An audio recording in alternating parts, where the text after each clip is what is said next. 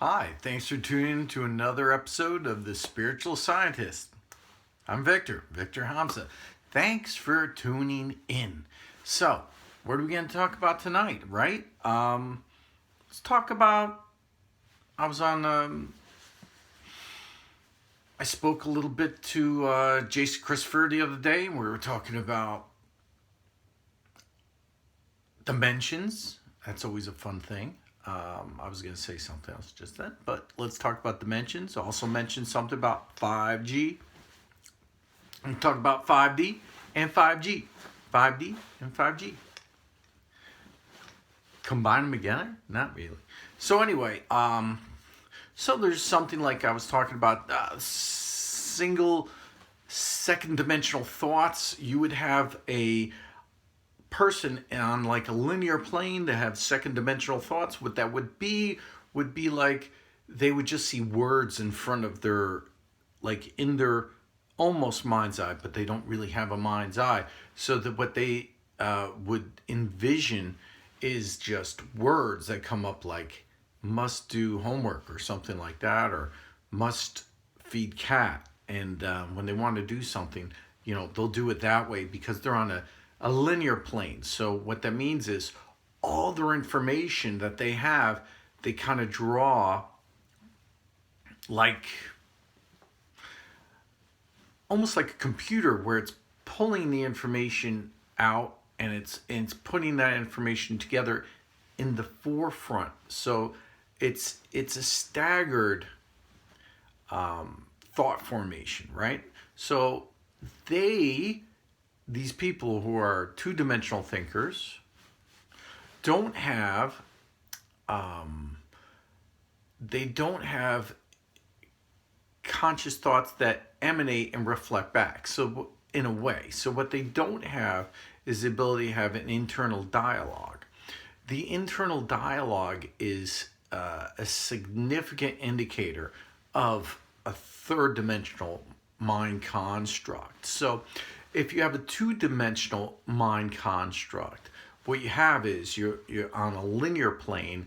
You're not envisioning higher dimensional thought forms because you're constrained to the two-dimensional subset. Now, like in a hologram, a two-dimensional plane can reflect as a hologram higher dimensional substrates and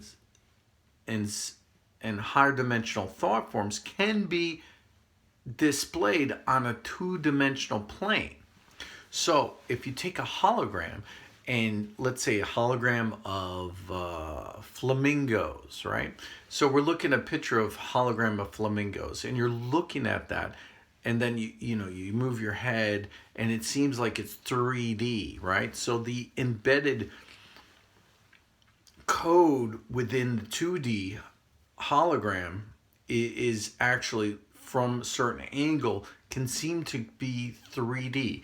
That's why people who have a two-dimensional mind construct can interact in a three-dimensional world because they are emulating those higher dimensional vibrations, but they're still maintaining their two-dimensional thought forms. Now, one of the ways you could determine if somebody has a 2D or 3D constructed brain would be, for instance, humor. So humor is a higher dimensional construct that draws from other areas. Now, it doesn't mean that a two-dimensional person can't be good at math. What humor, they could like humor too, and they could laugh and everything else, but they might not see certain things funny as someone with a three-dimensional construct would see certain things that are funny because they come from humor actually comes from can come from a higher dimensional plane. There's also other things that can be come from higher dimensional levels, and I'm going to get into that, right? Yeah. How am I doing so far? Like the video if you like it, subscribe, share, all that good stuff. I might say at the end, that's what I do.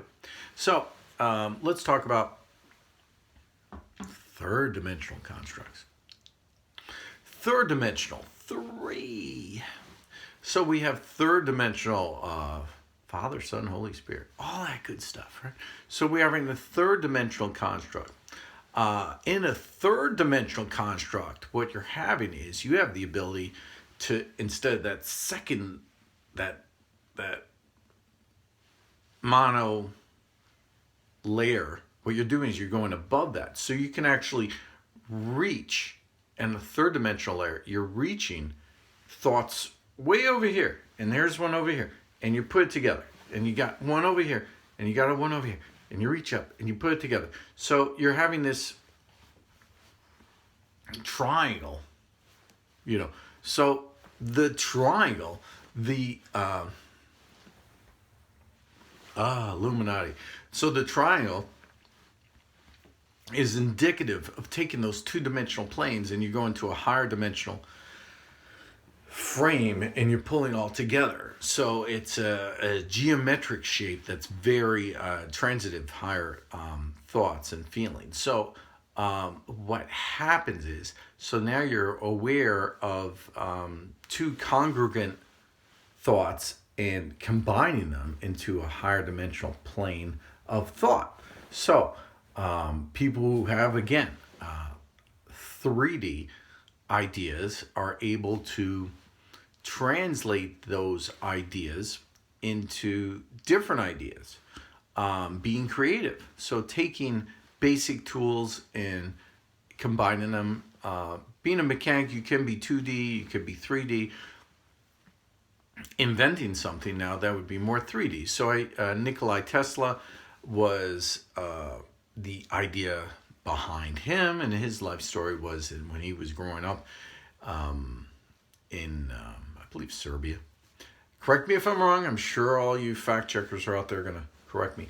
But what his mother was doing memory games all the time with him, memorizing things, memorizing when he was a kid, memorizing. So he was always memorizing, doing math.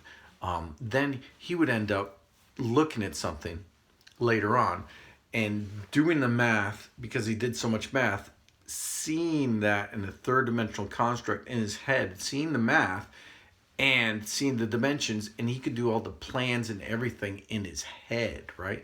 So he was taking those third dimensional ways of thinking, and that was correlating that data into a higher dimensional plane where he was actually using those ideas. So he was touching into the fourth dimension and higher, right? So everybody can do that, right? So when we talk about in physics, we talk about 3 dimensions, so all those, different dimensions. What we talk about in physics, 4th dimension, everybody goes, I know what that is. I know. Raise your hand if you know. Raise your hand if you're watching and you know at home. So it's time, right? I knew it. I was about to say time. I ran out of time. You answered too quickly. So time is the 4th dimension. So for a 3rd dimensional person, thinking about time would be being able to see, gosh, what would it be? I know. It would be able to see ideas and how they propagate through time. So you would actually see, I saw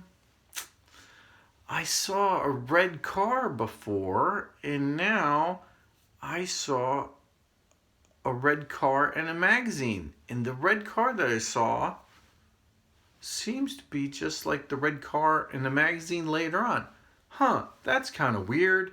So what you're doing is you're seeing the vibrational pattern of that thing in your universe, and you're seeing the vibrational pattern as it takes from one set of manifestation and taking that data, and you're seeing a pattern as it patterns through into your vibrational being, and you're analyzing it in a 4th dimensional way.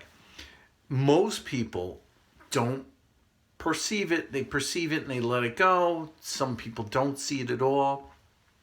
So that would be a demonstration of a fourth dimensional mindset. So you're actually seeing things as time vibrational items. So we'll skip right ahead and we'll go to the fifth dimension. Yeah. Hear the crowd? Wow, fifth dimension. That's why I wanted to hear fifth dimension. And then, don't let me forget, we're going to talk about 5G. What's 5G have to do with it? You'll find out. So, let's talk about 5G. Now, fifth dimension, that's it. Don't let me get off track. So we have the fifth dimension. Wow, everybody's going into the fifth dimension. We're going to step into the fifth dimension. We're going to march there. Everybody's going to go there. It's going to be so great. Woo. That's what everybody's always thinking, right?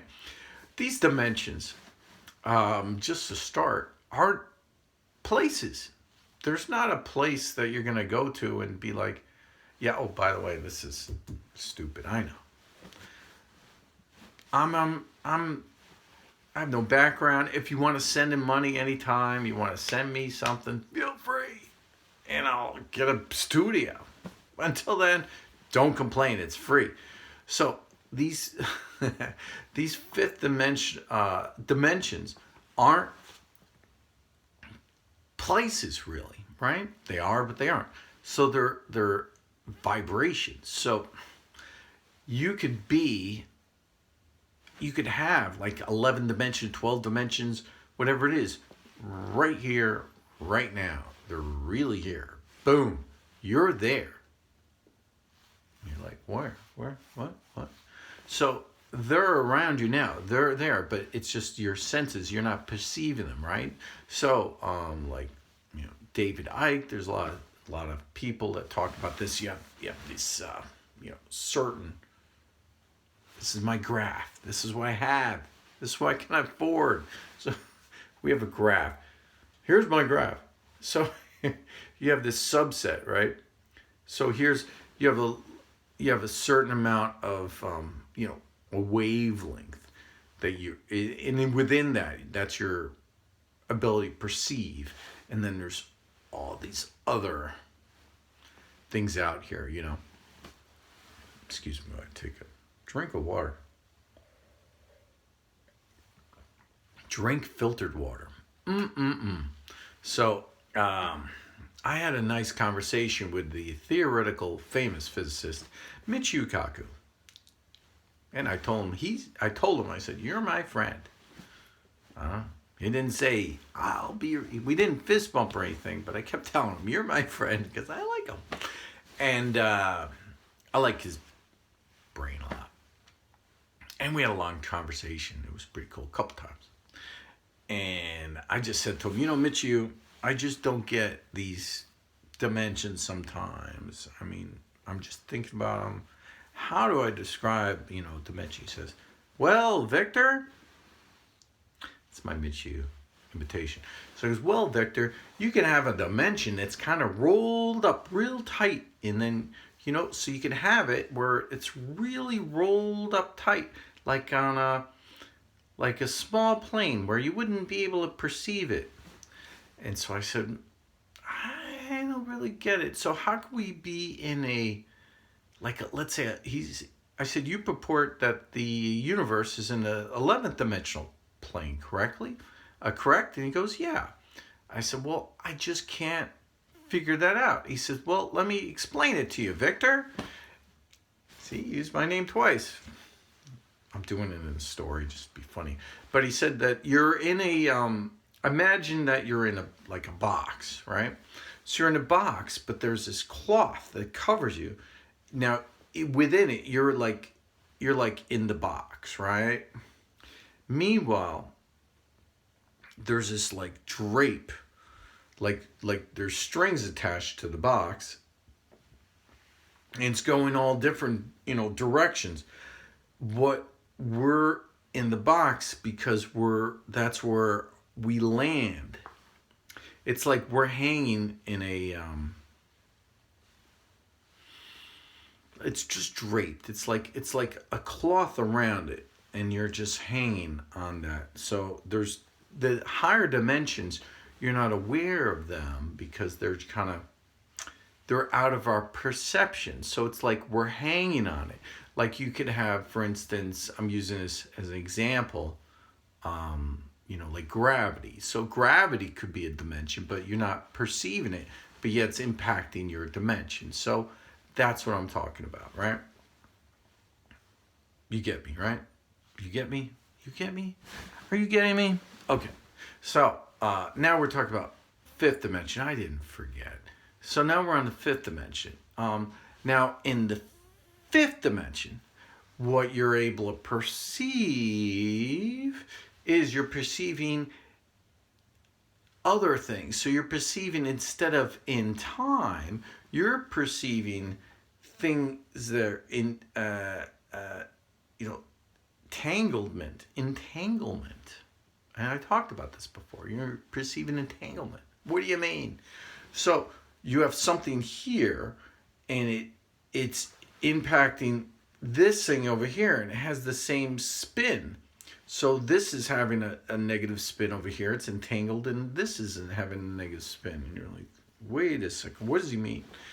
So you're perceiving, like I was saying before, fourth dimensional as it was time. And I was using the red car as an example. But you would perceive manifestation as it comes in the vibrational form between different things. So you're actually entering the realm of manifestation. So if you talk about all these new age people, they're I hate that word, new age. It's all, that new age word is old age. That was way back. We don't even use it. We're talking light worker now. That's more PC. Nobody likes new age. It sounds all demonic. What we like is light worker. I'm a light worker. So what you have is, you have manifestation now. That's sexy. So manifestation is when you're taking those ideas and you see them, actually, you take different disparate items in your universe, you combine them, and that brings out new things into being. And then you're envisioning things, you're using your brain wavelengths, you're envisioning the now of something, and then it's transpiring into your universe, manifesting. So you're actually part of that higher vibration of the fifth dimension, and you're impacting that, right? You're also higher dimensional beings. You're also interfacing more with them. So those beings are beyond those dimensions. So they are not impacted as much, if not at all, by the fourth and lower dimensions as much. So now you're interfacing with beings and God outside of time. So when we talk about being a fifth dimensional being, now you're envisioning manifestation. You're envisioning manifestation like that. So now you're into the reality that you're in, and you, as a fifth dimensional being, fifth dimensional being, now you're part of that manifestation. Now you're into the flow. Now you're figuring out your soul's purpose, and now you're becoming a manifestor. So you're saying, okay, I'm not waiting for that to happen. I'm becoming that. I'm being into that pattern of nowness, fourth dimensional construct of now, using the now. You like that? You like how I juxtapositioned that? Now. So you're using that now of the fourth dimension, and you're bringing that up to the fifth dimension. So that's when all these spiritual gurus, moi included, are saying that you're in the fourth dimension. So now we have to be in the present moment of now. And then you're using your now, because now is the only way that you can access energies and everything that you want to get to the fifth dimension. So you have to, you can't get there from here. You can't get there from here. Yes, you can. So you have to get into the fourth dimension of now to get to the fifth dimension. So you have to be present of all of your awareness of now, being present in the now. I hope I didn't lose you. You're being present in the now, and then you're able to manifest using the nowness. So you're not thinking in a two-dimensional way. You're not thinking, oh, I should have done this before, or oh, this is going to happen. Oh, I'm so worried about the future, or I'm worried about the past. You're letting that go, right? So you're trusting, right? So love from the heart. Love, our heart is, we have these chakras within us. These are energy portals and centers for energies. So what it is different energies cross through the chakra centers in our being, and that is what the heart is really a powerful one, most powerful in your energy being. And when you can use your heart to be present, then you're opening it up to the higher dimensional of the fifth dimension. I could go beyond the fifth dimension of for our conversation purposes, and saying things about the sixth dimension. So when we get to the sixth dimension, you're talking about the soul's purpose. You're talking about using all the information. You're getting to the sixth, seventh. You're getting higher dimensional.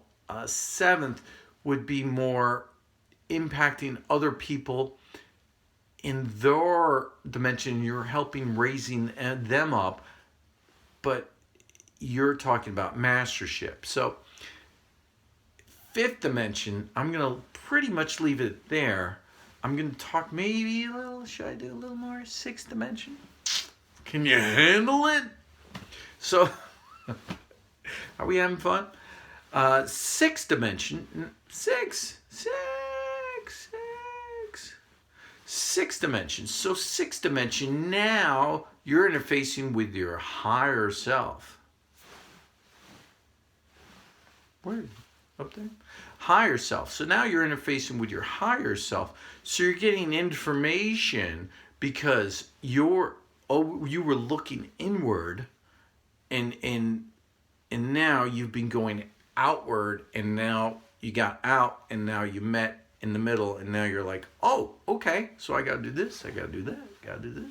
You're being present in the moment. Now that's mastership. Now you're getting the sixth dimension. Now you're like, whoa. Elite Club, it's like Fight Club. That's what I was saying. I created a meme. It's like Enlightenment Club, What's the first rule of Enlightenment Club? You can't talk about Enlightenment Club. That's the first rule. So you can't talk about it. Shh. You can't go around saying you're enlightened. Ugh.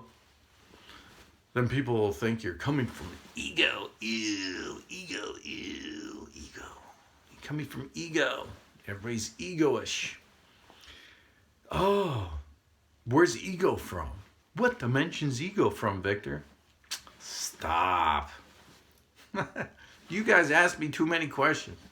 No, where's ego from? That must be 2D. Ego's so ugly. I get asked that once in a while. So ego is your sense of self. Ego isn't a bad thing. Ego isn't nasty. Ego is your sense of self. Now, when you get up to like the fifth and sixth dimension, then you're dropping that ego really up till really fifth dimensional, fourth dimensional people using ego. You drop the ego. Sixth and seventh dimension, you get back the ego. Okay? So you're getting back the ego because you need that. That's a tool. You need that sense of self. It's helpful. Higher dimensional beings, they have an ego. You have an ego. It just, whose ego, right? So but there's you need, a point of self. Otherwise, you're just like, a hive mind. You're like, don't start me on that. Whew. So anyway, do you feel better now that I explained the dimensions? Does this make sense to you? Hopefully, shake your head up and down if it makes sense. I'm going to listen to your camera go. I'm going to listen to your head shake. Maybe I could hear it from here. No. Anyway, I can't hear it. It's a one-way conversation. I can only project on this thing. I'm hoping I get 1,000 subscribers one of these days, and then if we could do this live, wouldn't that be fun? I was doing live videos and it stopped. I don't know. Anyway, I think I talked about everything I was going to explain about that, and I did in under 27 minutes. What? So, I hope you had fun. Talk about 5G for a minute, and I'll let you go. I know you're busy. Who wants to watch me? You could be doing something on yourself, with yourself. Or don't hurt yourself. So, whatever you got to do. So now we have 5G. What's have to do with 5D? Not really. I was just going to talk about it. I was talking about the Real ID. I created a meme and it went pretty viral. Love that stuff. Keep having my stuff go viral. I love it. It helps people, I think. I think in my noggin, I get an idea. I translate the idea into a two-dimensional construct, make it real pretty. I put that on the web, and it's fun to see it go viral. And if I get 70,000 people thinking about it, that's cool. So it's something I enjoy doing. Maybe I would take that and do something else with it. I'm trying. I keep putting my website's name on all these memes I'm doing, and I don't think anybody ever looked. It's funny. It's funny. But anyway, so I did one about Real ID.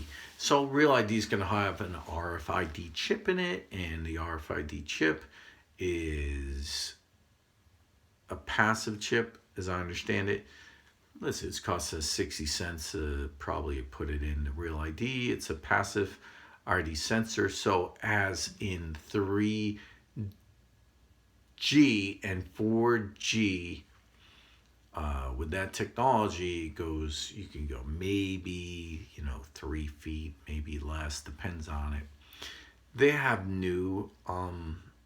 these newer RFID chips. It depends. They've been working really hard on the technology. Moore's law, in case anybody ever forgets, is about 16 months, computer power doubles. So the technology doubles. So I love it when people say to me, we don't have that technology. RFID chips can only be scanned and they only work within this, 6 inches to a foot. I'm like, yeah, when did you get that? When did you really study that? And when did you get that available technology? And they go, well, I got this from an article from 2015.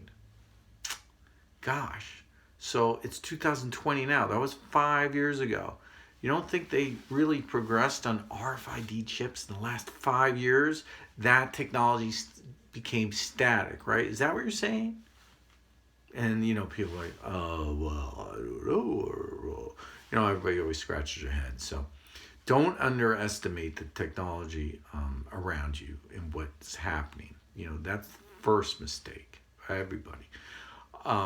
Secondly, 5G, when that is again, that's like 10 times more powerful than 4G.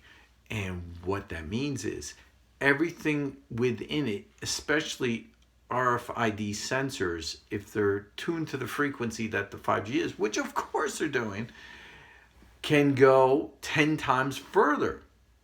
Also, you have more new powerful chips, these new ones. Now, if you're going to take out somebody with a drone strike, right?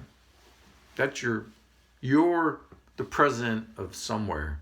I won't say who. You're president of a country, and they have drones. This country, just saying it randomly, and then they want to, take somebody out with a drone. Citizen of whomever. Now they would want to do what? They would want to pretty much get confirmation that they're taking out the right person. So it would be important if they have the right ID on them that would bounce a signal to their phone. Their phone would have this other new chip in it that would bounce back and forth, and on the carrier wave it sends a signal and say, yeah, this is definitely our confirmed target. We have 2 forms of identification, plus we're able to catch their older chips in their credit cards. So now we have 3 forms of ID that's really them at that present time, and zero in them, right? And by being too paranoid, are you being tracked? Are you being listened to? All that stuff, sure. So people say to me, they go, I have nothing to hide. Well, the people who have nothing to hide, that's great. And, I try to be an open book with everything. But, when you lose a right, it's hard to get it back, right? So if you lose the right to have your privacy, once you lose that, it's very difficult to get back. So I think it's important for people to know about the technology. I think it's important for people to know what's out there, what 5G can do. There's a lot of things. So just wanted to talk about that briefly. Also, real quick notes. I saw a video and I saw another person who is very nice. I enjoy her videos. I think she calls herself the Anti-Prophecy Channel. Very nice lady. Always giving out these nice prophecies. She's, don't eat canned beef. I don't know who would, but I'm not going to mention why. Just kind of really nasty stuff that might be coming in this corned beef. I'm not sure where it's coming from, purportedly from China. One of the last, so don't do that. Well, get yourself some supplies. Everybody's talking about that. Put your things away at least for 14 days worth of food and all that. If in case you need quarantine, heaven forbid, right? You know what I'm talking about. The other thing, there's a lot of things, but I did mention, by the way, if you go back, I did mention all this would happen in my other videos a while ago, because of I know it sounds crazy, because of the 100 angels that fell from heaven. It's a scientific fact. I found it out. So, and you watch my other videos, you'll find out. And of course, what happens is one of the angels, coronavirus, right? That disease, and other angels could be in the locusts. So we have locusts everywhere, they go. It's like when Jesus was taking, he did a healing, and he took out a demon and said, the demon said, my name's Legion. And he said, okay, please let me go into the pigs. And he went to pigs, and the pigs drowned themselves. So spirits can go and do that, right? So why wouldn't a fallen angel be able to go into a ton of locusts and then, be a plague, So that's what I'm talking about. I hope that makes sense to you. I know it sounds really weird. Anyway, it's not really theory. It's fact. So just thought I'd talk about that for a minute. Thanks so much for tuning in. That's a whole other video, right? Hope you enjoyed this. I'm trying to make it a little entertaining this time. Sometimes I can be very static. And like, subscribe, share. Enough said. Peace. Bye.